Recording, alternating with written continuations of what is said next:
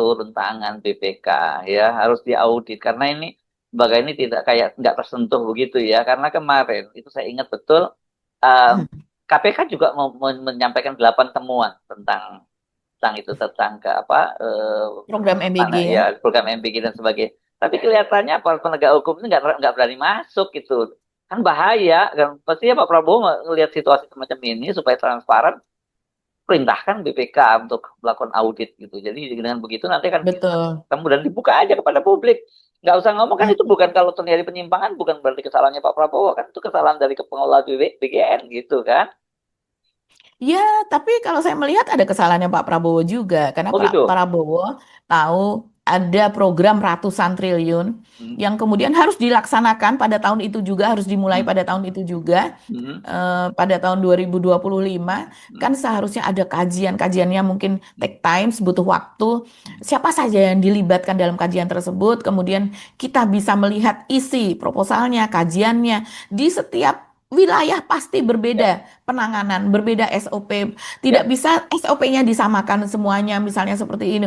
Ini program besar, Mas Hersu. ya, Kapan-kapan nanti kalau ada waktu yang longgar, kita bandingkan ya, dengan program-program ini ya, di India, di Eropa, di apa. ya. Mereka memerlukan waktu berapa lama. Hmm. Mereka ada loh, Mas Hersu.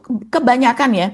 Hanya, misalnya hanya membutuhkan dana, bahkan lebih lebih sedikit dari 10.000. Begitu, hanya ada yang 8.000, bahkan 5.000. Karena apa? Karena dari pusat itu ngedrop bahan-bahan makanan itu ke sekolah masing-masing. Kemudian di pihak sekolahnya diberikan biaya, misalnya pembelian minyak goreng, pembelian gas, pembelian apa dan sebagainya. Mereka yang mengolahnya. Ya, Jadi nggak perlu ada dapur-dapur yang besar yang seperti itu. Itu banyak dilakukan dan itu lebih efisien dan bisa lebih terawasi begitu. Nah, ya, sekarang kalau saya melihat karena ini sudah terlanjur eh, program yang sangat besar dan kemudian langsung itu dikeroyok cepet-cepetan siapa yang punya dapur MBG bahkan pernah ada yang memiliki 49 dapur MBG. Kemudian satu orang memiliki beberapa yayasan, masing-masing yayasan misalnya punya 10 dapur MBG.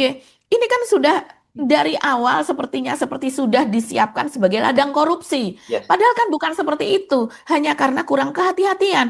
Akhirnya faktor pengawasannya yang amburadul. ya, Begitu, karena SOP-nya pun juga dibuat seiring dengan berjalannya ya, MBG tersebut begitu. ya, Nah, coba kita lihat Mas Hersu, apa yang terjadi selanjutnya, misalnya pernyataan dari Pak Hasim ini juga cukup viral ya. Beberapa hari yang lalu Pak Hasim ini kalau saya melihatnya di Suara Pembaruan, dia menyebut keracunan dan belatung di MBG sebagai hal wajar. Program triliunan tetap jalan. Masalah di lapangan dianggap bagian dari proses. Ini Suara Pembaruan loh yang menulis. Coba saya baca apa katanya. Utusan khusus Presiden bidang energi dan iklim Hasim Joyo Hadikusumo, ini adik dari Pak Prabowo, mengakui adanya kasus keracunan hingga temuan belatung dalam program MBG.